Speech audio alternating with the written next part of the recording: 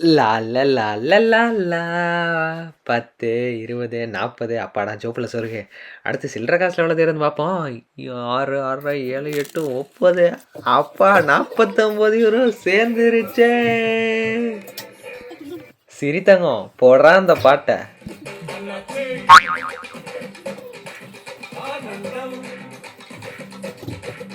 அப்படி 49 € வச்சு நீ அப்படி என்னடா பண்ண போற ஜெர்மினியர்னு கேட்குறீங்களா? கிறுக்கிற மாதிரி சிரிக்கிறத விட்டுட்டு விஷயத்துக்கு வாடா வெண்ண.